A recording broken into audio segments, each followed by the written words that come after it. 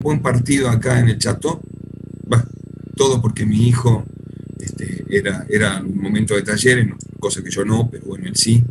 Vamos a ganar. ¿Vos te parece? ¿No te parece? El mío jugó un año y medio ahí y después se dedicó a ser arquitecto y le dije, no te quedes con las ganas de jugar.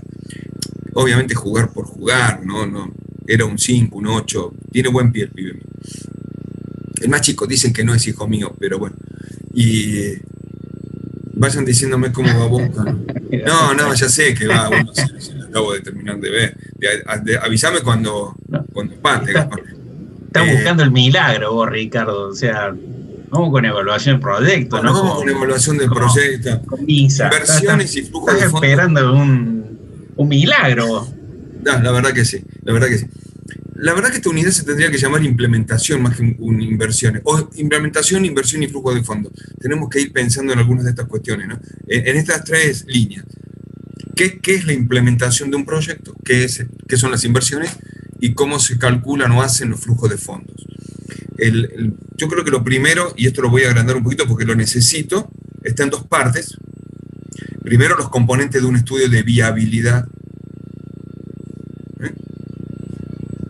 Primero le llamábamos viabilidad, y recuerden ese gráfico en torta, a uno de los tres estudios que hacían el estudio de la evaluación de un proyecto, que el primero el estudio de oportunidades, el de previabilidad y el estudio de viabilidad.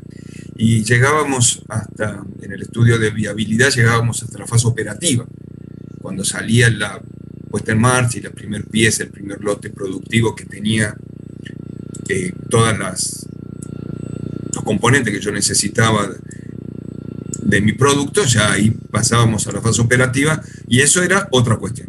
Y acá vemos dos cosas. La primera parte del estudio de viabilidad es la preparación del proyecto, la preparación de los elementos que van a servir para el proyecto. Esta tabla que estamos viendo es un flujo de información que está en uno de los Excel de las primeras partes. La segunda parte de este estudio de viabilidad es lo que decimos netamente la evaluación financiera del proyecto. Evaluación financiera desde la rentabilidad económica y desde la rentabilidad económica y financiera a nivel nacional y social y a nivel comercial. Eso nosotros lo hemos dividido en dos grandes grupos, porque está bien, en dos grupos, porque la primera parte habla de una rentabilidad comercial desde la mirada del inversionista, qué espera el inversionista del proyecto, y la segunda parte habla de una rentabilidad nacional y el impacto social que tiene el proyecto sobre el medio ambiente o el contexto que está impactando este proyecto, y es una rentabilidad nacional que espera el país o el contexto o el sector económico en este impacto, en este proyecto. En el 2000, 2001 había proyectos que necesitaban mucha mano de obra. La unidad, a ver, ¿por qué tercer parcial? 8, 9 y 10 es tercer parcial, bueno, si usted quiere. Ahora el primer parcial es hasta las 6, pasemos esa etapa, no nos compliquemos mucho más con el tercero, segundo parcial, vamos de a poco. La rentabilidad comercial y la rentabilidad nacional son evaluación del proyecto y se hacen a través de distintos métodos y con distintos indicadores. Ya llegaremos a métodos y a indicadores. Pero, volviendo hacia adelante, hice algo que no tenía que hacer, volviendo un poquito hacia los componentes del estudio de viabilidad para la preparación del proyecto, vemos que hay una primera parte previa al estudio de viabilidad, que son los estudios de oportunidades y de previabilidad, que me dan la oportunidad y me dan el puntapié, la puerta inicial para el estudio de mercado. El estudio de mercado, lo habíamos definido como unidad 2, era la estrategia del proyecto en el término de conceptos de comercialización. Era el estudio del producto, de la oferta, de la demanda, de las proyecciones, para poder determinar capacidad de planta. En la capacidad de planta también teníamos el programa de ventas, el programa de producción, el programa de suministro de materia prima, insumos y servicios. La localización de la empresa pasaba después a ser una parte importante de este estudio. Luego de eso, pasábamos a la ingeniería del proyecto, que era el montaje desde el layout de planta, maquinaria, equipos, tecnología. Y no sé si ayer vieron, en la tele yo terminaba de dar la clase con el otro grupo, charlar de esto, guías de trabajo, y aparecieron estudios de inversiones en un noticiero, donde hablaban de lo que era la tecnología y el equipamiento y cuáles eran los préstamos para este tipo de inversiones. De eso vamos a hablar ahora, préstamos para inversiones en distintos rubros. Una vez que llegamos a determinar equipamiento y tecnología, pasábamos a estudiar la organización de la empresa desde la parte legal, los costos, los sobrecostos, los centros de costos. Después llegamos a la mano de obra, que era lo que veíamos la semana pasada y la anterior, que era con la cantidad de layout de planta, con la organización de la empresa, con la maquinaria y con el equipamiento, determinar, y a través del proceso tecnológico, determinar cuántas personas necesito paradas en los puestos productivos, cuántas personas necesito administrativamente y cuántas necesito en cada una de las dependencias funcionales, esos departamentos que me daba la organización de la empresa. Es decir, determinar fehacientemente cuál era el número y la cantidad de mano de obra. Con eso, ¿qué me interesaba a mí? Determinar un perfil de puesto y la cantidad de mano de obra y el costo de mano de obra anualizado y después para toda la vida útil del proyecto. Y llegamos a lo que estamos tratando de ver ahora como un plan de implementación. Este plan de implementación es, alguien viene a mi consultora, empiezo a hacer el estudio de oportunidades, preinversiones, el estudio de preinversión, los estudios de previabilidad, empiezo a determinar los estudios, los componentes de mercado, programa de producción, suministro, llego a los estudios de viabilidad, entonces determino cuáles son los pasos a seguir para hacer la implementación del proyecto hasta la fase operativa, sin meterme en la fase operativa. Pero sí con eso ya determino todos los elementos posibles para la evaluación. Eso es lo que tenemos que hacer. Y en cada una de estas unidades temáticas hemos tratado de poner criterios, pasos, pautas y herramientas para poder trabajar.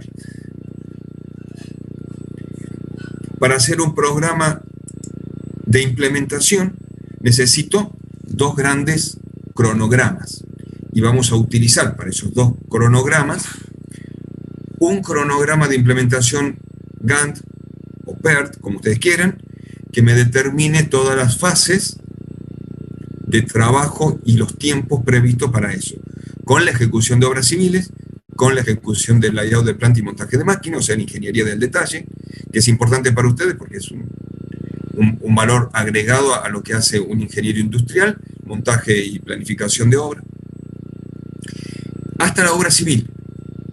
Eso va a ser un programa de implementación muy importante, con hitos de control, con trabajo, y lo vamos a hacer en tiempos, con tiempos también.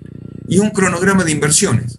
El cronograma de inversiones es en qué tiempo y con qué necesidad se invierte, cuáles son las fuentes de inversión, fundamentalmente capital social, el que ponen los socios, capital de colaboradores, fuentes de préstamos nacionales, provinciales, a través de bancos, o pueden ser subsidios o ventajas financieras debido al sector económico que yo estoy tratando de invertir. Entonces van a hacer un cronograma de inversiones. Pero sin meterme en el cronograma de implementación, digo, ¿qué son las inversiones de mi proyecto? ¿A qué le llamo inversiones? Porque el cronograma de actividades de implementación tiene que ir acompañado por un cronograma de inversiones. Y esas inversiones las vamos a desagregar en tres grandes grupos. Valores que se van a invertir. Uno de los grupos será inversiones en activos fijos. ¿Qué son los activos fijos? Son activos tangibles. Terreno, equipamiento, obras civiles, muebles, vehículos. ¿No? Se utilizan en el proceso de la transformación de las materias primas. A eso se le llama activos fijos. Todos los bienes que se utilizan en el proceso de la transformación de la materia prima. En cambio, las inversiones en preproducción en intangibles, en activos intangibles, sustituyen servicios, trabajan en la puesta en marcha del proyecto, son gastos de capacitación, de instalación, están en el capital de preproducción, son estudios preparatorios para definir el proyecto. Y una inversión fundamental, es la inversión en capital de trabajo.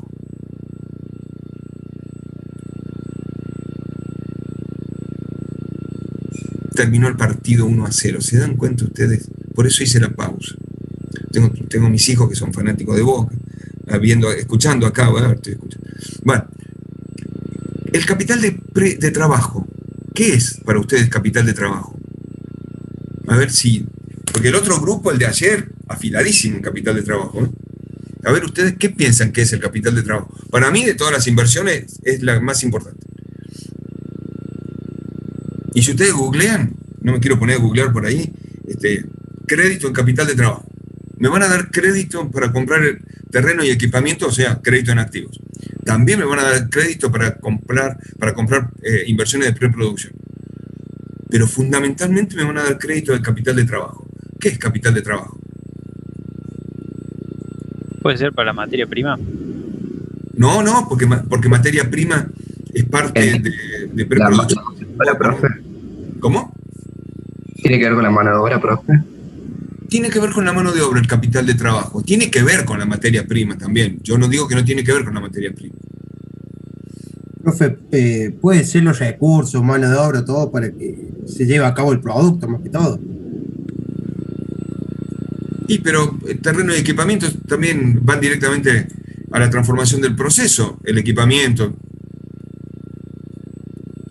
¿Puede ser todo lo que consume la empresa para que funcione una determinada cantidad de tiempo? Que es más o menos parecida a la definición. Puede ser por ahí. Tiene que ver con la producción, de eso estoy seguro. Tiene que ver con el proceso, con el producto. La mano de obra tiene que ver con la producción. La materia prima tiene que ver con la producción. El texto que está ahí, mastíquenlo un poco. Fíjense, dice, es el capital para la operación normal del proyecto durante un ciclo productivo. ¿Qué quiere decir eso? Profe, ¿puede ser la cantidad de mano de obra que necesito en función a mi maquinaria y lo que quiero producir, que ya definí antes? Pero eso es costo de mano de obra. ¿Para qué lo voy a poner como costo de capital de trabajo? Es la plata. Sí, tiene que ver con plata, fundamentalmente. ¿Por qué dice activos corrientes? En la forma de activos corrientes. No habla de activos fijos. No habla de activos. ¿Será que tengo que tener líquido, profe? Para poder sustentar los gastos del día a día. A ver, yo les tiro una fórmula.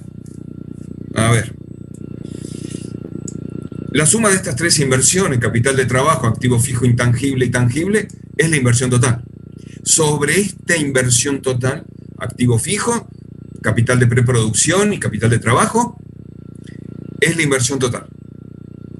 ¿Cómo voy a llegar a la inversión total? Ese es hoy el problema que estamos teniendo.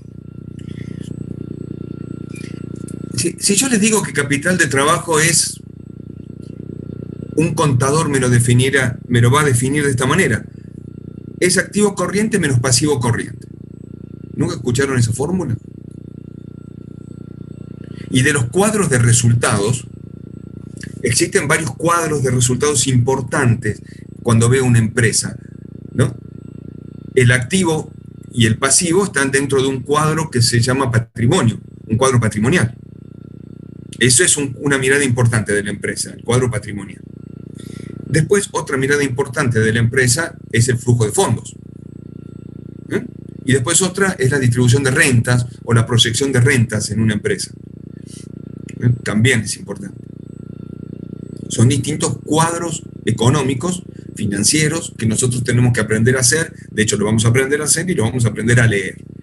A ver, activos fijos en inversiones, ¿no? Inversiones de activos fijos. Cuando yo hablo de activos fijos, estoy pensando en todos los bienes que están sujetos a depreciación. La depreciación es, tengo el bien 1.000 pesos, se va a ir depreciando por año porque va perdiendo valor el activo con el uso. Menos los terrenos, dijimos. Ya lo dijimos esto, ¿no? Que las depreciaciones, según Lange, y según cualquiera que haga una evaluación de proyectos, no deprecia terrenos.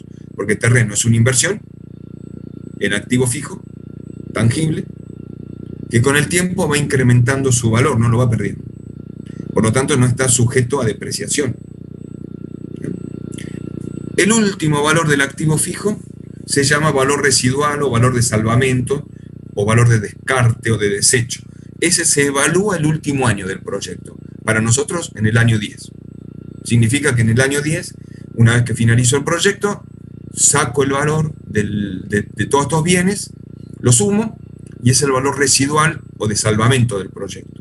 Bajo este valor como mínimo, yo tengo que compro el proyecto, si soy un inversionista, compro un proyecto ya terminado, o lo vendo, si soy el dueño del proyecto. Lo vendo a este valor de salvamento. Así que ese valor residual se puede calcular, o se puede mirar, qué era el valor residual o de desecho. El valor que asumen todos mis activos fijos el último día de mi proyecto, el último año, el último periodo contable. Ese valor lo puedo sacar desde dos maneras distintas. Un valor residual contable, ya le estoy viendo las caras, y un valor residual comercial.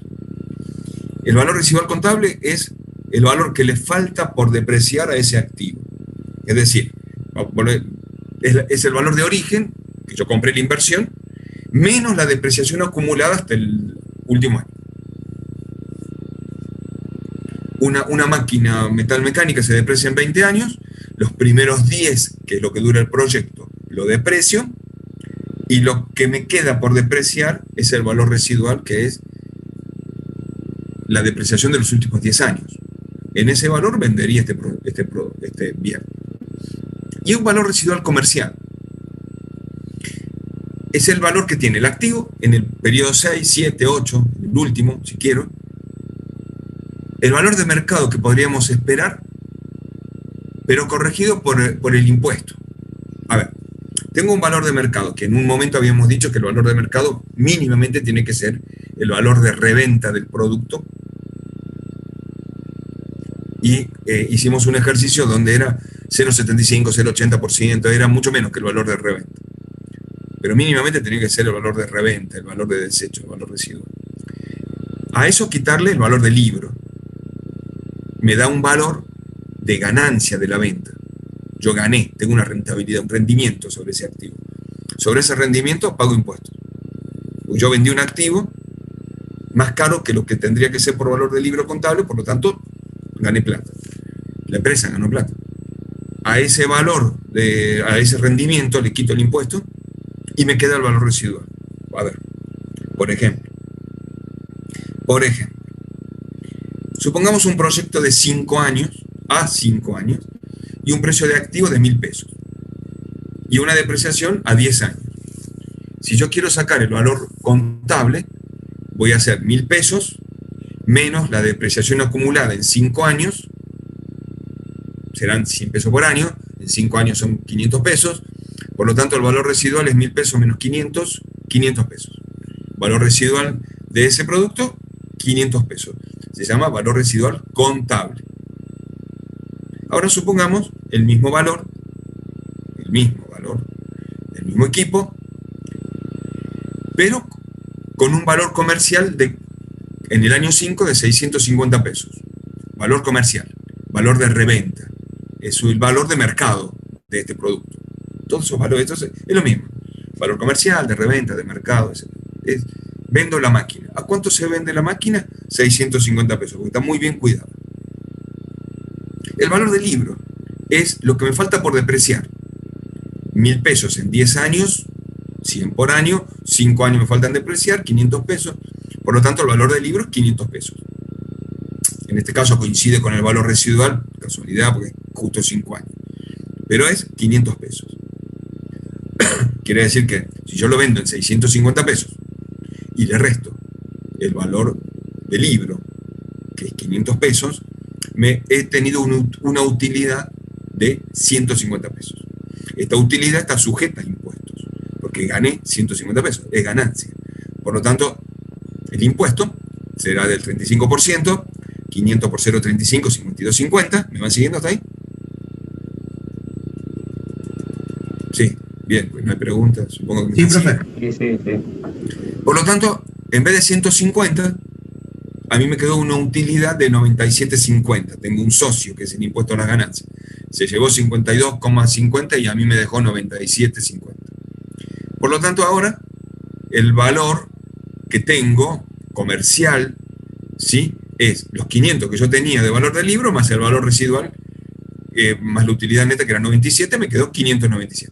Por lo tanto, mi valor residual comercial es 597,50. ¿Cuál es la gran diferencia entre el valor residual contable y el comercial? Para todos les pregunto, ¿cuál es la gran diferencia?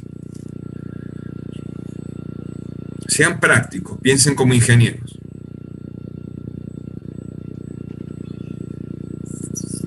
No me digan no me digan que tiene impuestos, porque lo estoy viendo a eso. Ahí puse impuestos. No me digan que tiene valor de libro, porque ahí lo puse, tiene valor de libro. ¿Cuál es la gran diferencia entre un valor contable y un valor comercial? Lo dije en Lange. Bueno, que en una vendo la máquina, en la otra no. El valor comercial me tengo que asegurar la venta de la máquina a 650 pesos. Digo, al valor de reventa que yo le estoy poniendo, al valor comercial que existe en el mercado. Si no, mi valor residual queda contable. ¿Se entiende? Es decir, yo voy caminando por la empresa y un ingeniero me dice, a mí dice, ¿y qué le parece, ingeniero, esta máquina, el valor residual contable que tiene? Y bueno, sí, tiene una depreciación de 5 años, una vida útil del proyecto de 5 años y una depreciación en 10. Me parece que el valor residual es 500 pesos. Bien, perfecto. ¿Le parece, ingeniero, que tenemos que vender la máquina? Y me parece que sí. Porque el valor comercial es 650. Esta máquina está en muy buenas condiciones, mi valor comercial es 650. Lo que aumentaría el valor residual, ¿no?, al final de la vida útil del proyecto. Estamos hablando con ingenieros, ¿no? No me puedo quedar atrás con algunas cuestiones. Sí, pero la tengo que vender, la máquina. Ahí viene el detalle. ¿Dónde la vendo? ¿Cómo la vendo? Mínimamente tenemos que tener los conocimientos suficientes, económicos, financieros, de valores. ¿De qué estamos hablando? Ustedes tienen una materia por ahí que es economía o algo así, ¿no?, donde algunas de estas cuestiones, ahora las vamos a aplicar, estamos aplicándolas, pero algunas de estas cuestiones las tienen que tener por ahí como mirada, ¿no? Y vuelvo a capital de trabajo. Oh, qué molesto que estoy con capital de trabajo. Porque en realidad solo les dije de capital de trabajo que si hablo con un contador me dice que capital de trabajo es activo corriente menos pasivo corriente. ¿Y qué entra en el activo corriente? ¿O qué entra en el pasivo corriente? Definiciones de qué es lo que el pasivo corriente y el activo corriente. Bien, cordobés. Bueno, supongamos que en un determinado ciclo de productivo, de un producto, compro la materia prima. Esa materia prima empiezo a transformarla. Por lo tanto, implementé insumos, implementé máquinas, tuve tiempo de mano de obra, tuve tiempo de operarios, llegué a productos en proceso. Estoy dentro de la línea de trabajo productivo, tengo productos en proceso. Esos productos en proceso, en algún momento los terminé y los almacené. Llegué a productos terminados. Al mes siguiente los vendí a todos estos productos terminados. Con la plata que gané, empecé de vuelta a comprar materia prima. Esa materia prima la fui transformando. Tengo productos en proceso, y de esos productos en proceso terminados, que los volví a vender, después de tenerlos almacenados en un cierto stock, y los volví a comprar materia prima. Hice ciclos de trabajo. Un contador me diría a mí que la diferencia entre el activo que tengo el primer día de compra de materia prima y el pasivo que tengo después de la venta del producto, el 31 de diciembre de ese año, compré la materia prima el 1 de enero, se cumplió un ciclo y el 31 de diciembre cerré el activo y cerré el pasivo, y la diferencia es el capital de trabajo. Realmente, si esto me va a dar el capital de trabajo, me va a dar un número enorme. Simplemente hagan esto. Al cabo de, si yo gasto 1.000 pesos de materia prima por mes, al cabo de un año gasté 12.000. 1.000, al cabo de un año, 12.000. 12.000. Y quiere decir que el contador me va a decir, tenemos que poner 12.000 pesos el 31 de diciembre. No, tengo que poner 1.000 pesos por mes. No, poné 12.000 pesos el 31 de diciembre. Bueno, pero espérate, si yo pongo 12.000 pesos el 31 de diciembre, toda esa materia prima que tiene algún proceso en el medio, hay un valor agregado que yo le fui poniendo. ¿Cuánto valen los productos en proceso, casi terminados? ¿50% de los terminados? ¿30% de los terminados? No, me dice el contador. Hasta que no esté terminado y yo lo venda, no voy a poder recuperar la plata. Y voy a ganar 1.000.000 de pesos. No vas a ganar 1.000.000 de pesos porque me están pagando cada 30 días.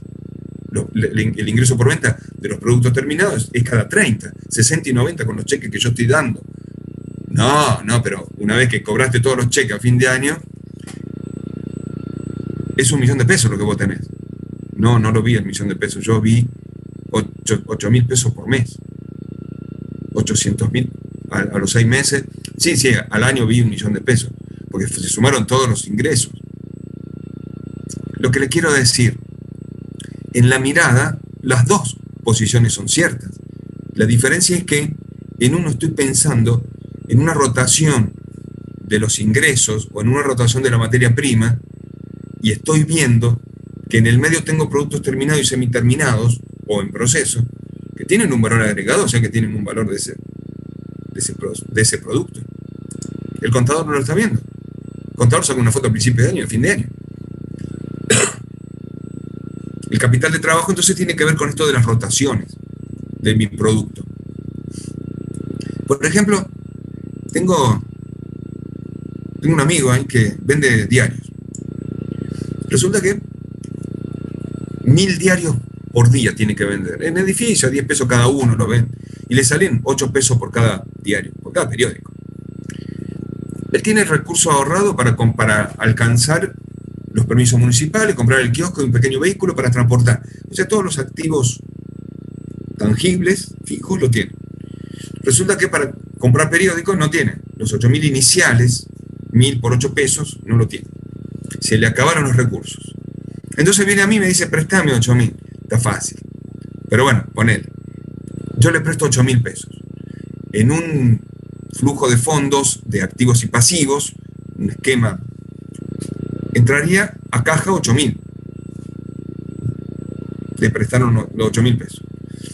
El Guille le prestó 8.000. Está fácil también. Está más fácil sacarle plata a mi señor. Sí. Bueno, 8.000 pesos. En el pasivo tiene una deuda de 8.000 porque compró los 1.000 diarios.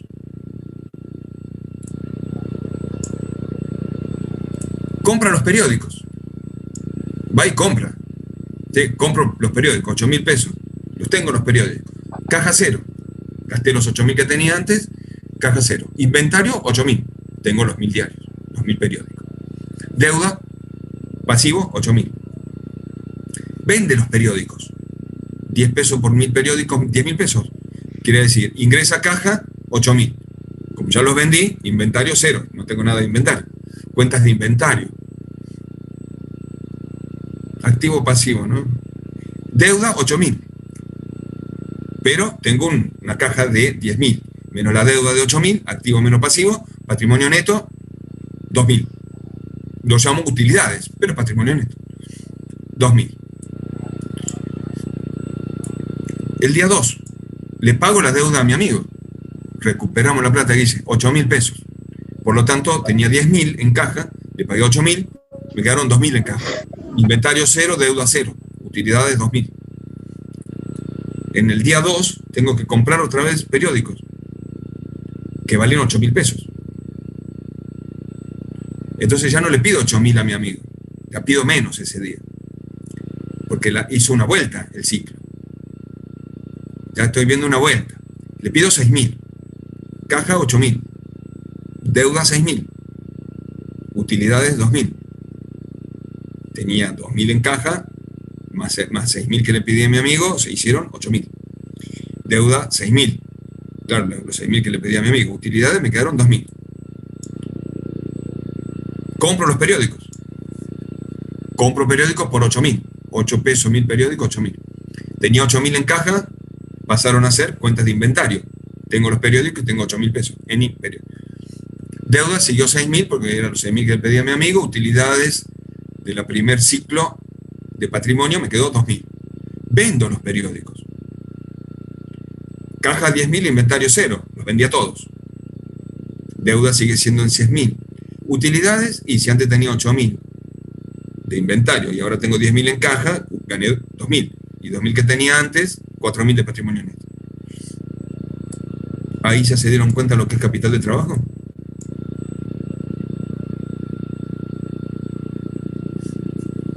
¿Qué hago de vuelta? Caja 8.000.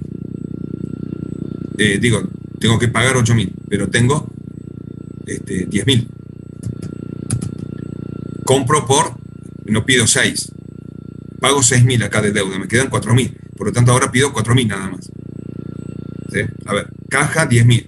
Pago la deuda. Cobramos la deuda. Caja 0, inventario 0, pero para comprar los 8.000 periódicos tengo 4.000, me faltan 4.000. Pido 4.000 solamente. Y hago otra vez el ciclo. De los 4.000, ahora tengo 8.000. Compro periódico, caja 0, inventario 8.000. Deuda 4.000, utilidades 4.000. ¿Se entiende? Y así voy haciendo al otro día otro ciclo hasta que llego entre activos y pasivos a deuda 0 y no tengo más necesidad de tener capital de trabajo. Ya pagué mi capital de trabajo en 4 ciclos más. Entonces el capital de trabajo tiene que ver con las rotaciones. Lo que yo le voy comprando a mi amigo, pidiéndole plata, son las inversiones en capital de trabajo, que son las que requiere el proyecto para que esté en marcha. Entonces, es cierto que el capital de trabajo guarda relación con el nivel de actividad que tengo. Más produzco, más capital de trabajo necesito. Crecen las reinversiones, más actividad, más capital de trabajo. Tiene que ver con la fabricación, con la política de stock, con cómo cobro. Cómo cobro esos 8.000 pesos, esos 10.000 pesos de diario. Los cobro todos juntos, a 30 días, 60, 90. ¿Cómo financian mis proveedores esto? O sea, los 8.000 pesos de diarios, si lo tengo que pagar todos juntos, si lo tengo que pagar cada 30, 60, 90 días. Es decir, cuando cambian las políticas de compra y venta, también cambian las políticas de capital de trabajo. Cuando cambian las políticas productivas y los procesos de materia prima, también cambia el capital de trabajo. Entonces tendré 3 definiciones de capital de trabajo. Una que ya me dijo el contador: activo corriente menos pasivo corriente. Pero es grande el capital de trabajo que tengo, por lo tanto las inversiones me va a dar inversiones grandes. Acuérdense que nosotros hablamos de 3 inversiones: capital de trabajo, inversiones en intangibles o capital de preproducción e inversiones en activos corrientes, en activos tangibles. Por lo tanto, el capital de trabajo entre activo menos pasivo es grande, esa diferencia. No me gusta ese método. El método del contador son 2 fotos. Es grande el capital de trabajo. Entonces hay un método intermedio que es el método porcentual, que obviamente el capital de trabajo es un porcentaje del costo total productivo. Ese método tiene, si yo conozco el costo total productivo, quiere decir que está funcionando la empresa. Tiene alguna contra por ahí de que es solo un porcentaje tentativo estimado. No me sirve. Aparte me da un capital de trabajo, sí, menor que el método contable, pero todavía alto. Entonces, el método dinámico que hacen los ingenieros, nosotros, los ingenieros, y ustedes que son ya cuando empiecen a contar las materias para atrás ya son ingenieros. Ya está, terminen de definirse. No cuenten las aprobadas, cuenten las que le faltan. Cuando empezaron a contar de 9 para abajo, ya estamos. Entonces, en el método dinámico tiene que ver con la rotación. Esto que yo le decía, la materia prima tiene 30 días al costo de producción.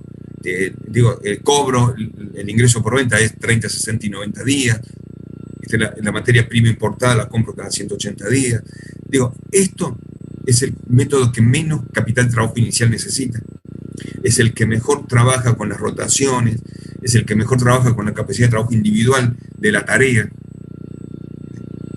Y lo mido a lo largo de un año. Si yo no pongo 144.000 pesos al año de materia prima, pongo 12.000 pesos por mes. Es distinta la cuestión, ¿eh? Pongo 12.000 pesos por mes. Bueno, Esto es capital de trabajo, que ya haremos grandes ejercicios. Y ahora, para pensar en esta, cómo son los programas de inversión, hablemos un poco de flujos operativos. ¿Qué flujos operativos? De dos formas. Un flujo operativo y un flujo financiero. Un flujo de fondos operativo y un flujo de fondos financiero. En realidad, el flujo de fondos es una planilla que tiene, por un lado, ingresos por ventas o ingresos debido a intereses creados por las ventas, llegan a la caja y de la caja salen egresos. Generalmente son Estado que se lleva parte de impuestos, inversiones, pago de proveedores, pago de personal, gastos generales. Y esta relación de ingreso y ingreso está viéndose modificada porque tiene que ver con los clientes, con los proveedores, con el personal, con los impuestos que tengo, con la carga impositiva que tengo. En realidad, un flujo de fondo operativo me habla o me da la capacidad de poder leer en una planilla la posibilidad de autofinanciamiento que tiene la empresa. Yo puedo determinar a través de una planilla de flujo de fondos si tiene o no capacidad de autofinanciamiento. Y el flujo de fondos financiero ya tiene otra cuestión acá, el flujo de fondos financiero. Si no tengo capacidad de financiamiento, ¿qué le pasa a Gaspar Surera? Profe, una consulta, lo que decía el flujo, dicho de otra manera, podríamos ver también qué capital de trabajo necesitamos para hacer un ciclo. En la planilla de flujo de fondo, en el cuadro de resultados que se llama flujo de fondo, no puedo sacar el capital de trabajo, porque me está faltando los costos productivos. Bien, porque lo relacionaba con esto del autofinanciamiento, entonces digo, bueno, por ahí el capital de trabajo cuando no da cero, digamos. Pero me está faltando el costo productivo. Mira, flujo de fondos operativo y financiero y capital de trabajo es lo que se viene. Es el próximo día para que ustedes trabajen. ¿Sí? Que ahí al final vemos. No, me doy cuenta de que no tengo posibilidad de autofinanciamiento, por lo tanto tengo que pedir créditos. Los créditos tienen dos partes. Yo voy a pedir un préstamo y el préstamo me dice, tenés capital. Yo te presto capital, me dice el banco, pero vos me devolvés capital que se llama cuota de amortización. Pero la cuota de amortización tiene una parte de capital más otra parte de intereses. Esos son los servicios de la deuda. Entonces, cuando uno refinancia una deuda o financia una deuda, primero habla de tiempos de financiamiento, después habla de qué capital voy a financiarte y después habla qué intereses voy a pagar sobre ese capital. Entonces, una deuda tiene tres partes. Tiempos, que a veces tengo años de gracia, o pagos de alguna parte solamente, o pago interés o pago capital, o me perdonan las dos cosas y empiezo a pagar al otro año. Tiene intereses sobre la deuda y tiene capital sobre la deuda.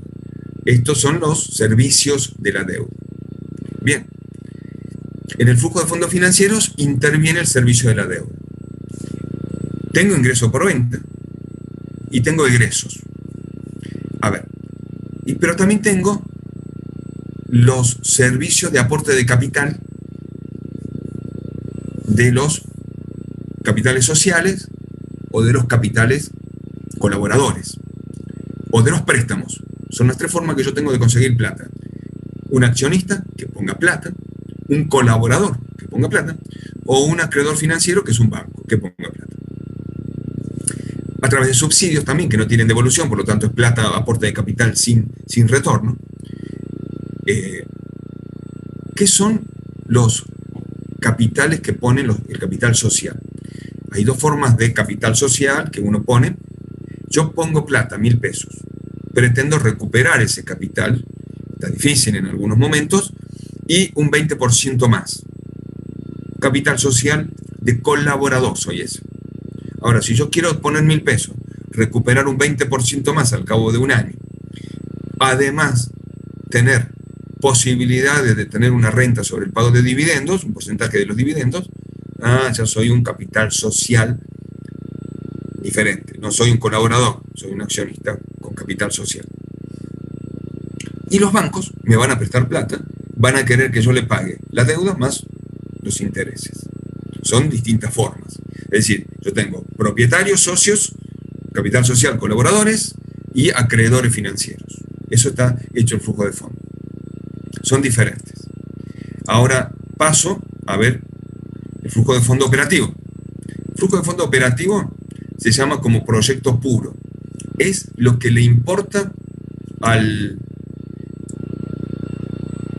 inversionista. Básicamente es esta planilla a lo largo de 10 años. Yo lo voy pensando así. En el año 1 y 2 hubo construcción y montaje, no hubo producción, por lo tanto ingreso por venta y ingreso por costos variables, que pueden ser porcentaje de los intereses en los pagos diferidos del pago de ingreso por venta, no lo tiene. Bien.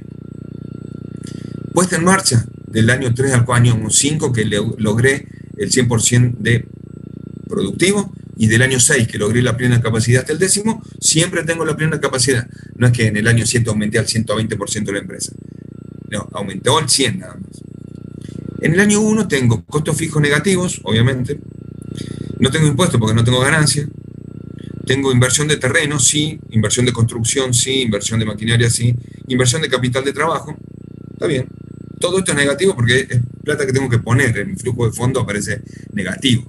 Valor residual, lo veo y lo veo. ¿Ustedes ven la manito? Sí, ¿no? Sí, profe. Ah, bien. Y digo, si no, ¿cómo se enteran de dónde estoy marcando, no? Valor residual lo veo recién al final del proyecto. Y es positivo. Y es lo que me queda por depreciar de todos los activos fijos tangibles, menos el terreno. Está. Ese es el valor que lo pongo acá una vez sola dentro del proyecto. Es positivo y al final es lo que me queda del proyecto. El valor de desecho, el valor de salvataje de mi proyecto es este que estoy viendo acá, este positivo. A ver, en el segundo, tercer año, en el tercer año ya parece que es todo parecido, ¿no? Ingreso por venta es positivo. A eso le resto los costos variables, los costos fijos, la depreciación de la parte constructiva, la depreciación de la maquinaria, y eso me da un valor que se llama utilidad. Utilidad bruta. Esa utilidad bruta es la utilidad sujeta a impuestos. Le quito el 35% de esa utilidad. Básicamente es ingreso menos costos, es utilidad. Está bien, pero como acá ya tengo la depreciación y la depreciación no es parte de mi ganancia, sino es parte de mi activo. A ver, entonces se la quito a la utilidad bruta, porque no quiero pagar impuestos sobre depreciación. Entonces le quito la utilidad. Por eso le quité la depreciación. A ingreso menos costo le quito la depreciación. Esa es esta columna. Importantísimo lo que estoy diciendo. No sé cómo lo van a notar o lo van a entender. Me quedó el impuesto a las ganancias, que es el 35% de esta utilidad bruta, me quedó utilidad neta. A esta utilidad neta le sumo la depreciación, que es parte mía. No pagué impuestos, pero es mía la depreciación. Y la maquinaria. ¿Y qué me quedó? La utilidad WODI, utilidad operativa después de impuestos. Este es el WODI, famoso WODI que anda por ahí, el VITA que le dice el norteamericano, es el WODI. La utilidad operativa después de impuestos, fundamental, es el costo de mi capital. Lo que me costó fabricar esto, ingreso menos costo, menos depreciación, menos impuestos, más depreciación. Es lo que me costó. WODI. O sea, tengo utilidad bruta, utilidad neta y utilidad operativa después de impuestos. WODI.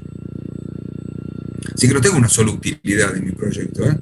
Si a esto le sumo después, le resto las inversiones por terreno, construcción, maquinaria, y le quito el capital de trabajo, me da el flujo de fondo operativo de ese día. Y así todos los años. Esa es la estructura de un flujo de fondo operativo. Resulta que el flujo de fondo financiado, con financiamiento, tiene lo mismo. Tiene lo mismo. Costos fijos variables, tiene depreciaciones, tiene utilidad neta, que ya dijimos, utilidad bruta, utilidad neta, pero se le suma a todo esto el préstamo. Préstamo es lo que yo voy a pedirle al banco. El banco me va a dar en 2 años acá hay un positivo en el primer año y un positivo en el segundo año, en 2 años me va a dar 1.000 pesos y 1.000 pesos. Yo lo voy a tener que pagar. ¿Cómo lo pago? Lo voy a pagar con amortización de la deuda. Acá abajo va todo el capital que yo pago. 1.000 pesos más 1.000 pesos son 2.000 pesos. 2.000 pesos lo voy a pagar 50 por año. El primer año es de la gracia, pago 50, 50, 50, 50, 50, 50, 50, 50, hasta llegar al final. De capital. Y los intereses los pongo en la parte de arriba. ¿Por qué ven la parte de arriba? Porque el interés no forma parte forma parte de la deuda, pero no del capital. Por lo tanto, eso se lo tengo que quitar, porque no pago impuestos sobre el interés, pago impuestos sobre el capital.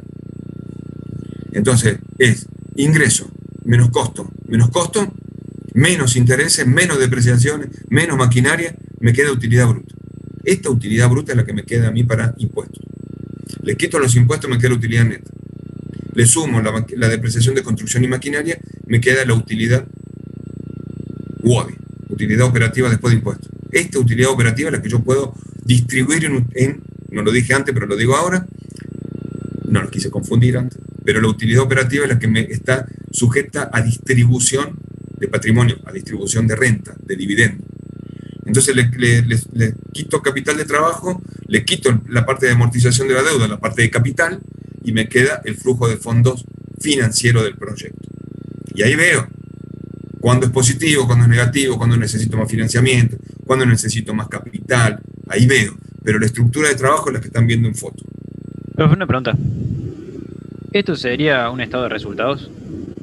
Esto es un estado de resultados, pero sin proyección de renta. ¿Sí? Porque el estado de resultados que vamos a ver nosotros tiene proyección de renta neta y pago de dividendos. Es importante. ¿Cómo saco flujo de fondos? ¿Cómo amortizo? ¿Cómo hago préstamos? El mejor sistema para el inversionista, no para los bancos, sistema francés. Tiene intereses más capital, siempre tiene la misma cuota. Pero el primer año pago un capital y interés sobre el saldo. Siempre se paga intereses sobre el saldo que me queda. Lo que pasa, como el capital al año siguiente va creciendo porque la cuota es la misma, el interés va decreciendo. Porque el saldo que voy pagando de capital es menor. Eso está bueno. En las fórmulas del Excel hay una función pago, que es la cuota, una función interés y una función de pago principal, que es solo el capital. Eso se ve. El sistema francés entonces tiene, todas las cuotas son iguales. Puede tener un año de gracia, 2, un año que pago solamente capital, el primer año, un año que solamente pague intereses, el primer y segundo año, por ejemplo, y el tercer año recién empiezo a pagar capital e intereses. Pero la característica que tiene es que los intereses van disminuyendo a lo largo del tiempo, porque el capital va aumentando y el interés está sujeto a lo que me falta, el interés está sujeto al capital que me falta amortizar. Está bueno el crédito francés. Si tiene que hacer algo, háganlo en crédito francés. Siempre con cuota fija, en pesos, no sujeta a inflación y no sujeta a UVA, ni nada por el estilo, que sea variable en ningún país que vaya creciendo. En cambio, el capital, el sistema alemán, le conviene al banco. Tiene cuota variable. La cuota es, siempre paga el mismo capital. Y obviamente el interés va disminuyendo porque el interés es sobre el capital que me falta amortizar. Entonces, esta barrita de interés es propia del capital que me queda. Me quedan 3. Este barrita de interés es sobre estos 2 capitales. Bien, este es interés muy grande porque es sobre todo este capital. Y en el Excel también. La cuota es interés más amortización de capital. El cálculo de interés se llama interés de pago diferido, interés de pago. Y el préstamo se llama la amortización de capital, que me saca el valor de la cuota de capital. Entonces cualquiera de estos sistemas me sirve para trabajar.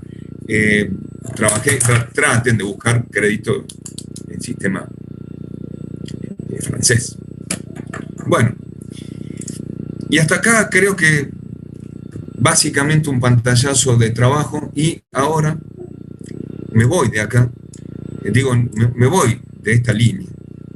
Pero como para redondear una cosa antes de que me pierda.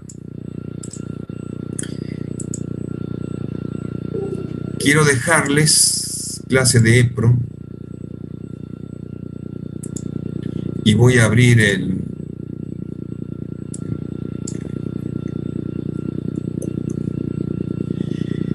¿Qué les tengo que dejar? Implementación. Aquí está. Ustedes son 4D2. Muy bien, 4D2. Cálculo de capital de trabajo para el jueves. Enviar.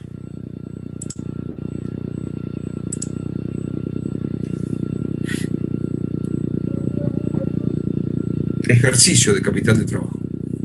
Enviar. Fundamentalmente esto para el próximo clase. No, esto ya está colgado en la página. Los 2 ejercicios para la próxima clase, así lo descargan sin problema. Ya lo tienen, listo, ya está. Capital de trabajo, próxima clase, ejercicio. ¿Qué les pareció? Estuvo bueno. ¿Se entendió? Porque es muy práctico lo que les hablé, ¿eh? Porque ahora vamos a hacer el ejercicio. Ahora vamos a hacer ejercicio. De capital de trabajo vamos a hacer ejercicio. De flujo de fondo la semana que viene. Dice todo no podemos, todo no podemos. Se puede, todo. Bueno, pero ahora se empieza a gimnasia, hay que ponerse, ¿eh? Al gimnasio hay que volver. Se ven los ejercicios. Bajen el Excel y bajen la tabla. Ténganlo a mano para el jueves. Lo primero que tienen que hacer es ver, traten, no sé de qué manera, nos van a mirar a nosotros haciendo el ejercicio y lo van a ir haciendo ustedes. ¿Se entiende? Vamos a tratar de trabajar en conjunto. Solamente ese ejercicio vamos a hacer. Y vengan con dudas para los parciales. Vamos, trabajen, lean los parciales. No me dejaron ver cómo perdía Boca, ¿eh? No te querían hacer sufrir, Ricardo. Vos decís. Mira cómo te quiera, cómo te quiera. Te queremos. No. Es así. Por Dios, bueno, voy a ver Taller y Racing a ver si podemos ganar algo por el bueno, te gusta a vos el masoquismo. Y bueno, vamos a tomar una sopita ahora y vamos a ver Taller y Racing. Chicos, gracias por todo. Nos vemos. Hasta luego. Calladito, Hasta luego. Chau, gracias a todos. Finalizo rápido, me voy. Chau.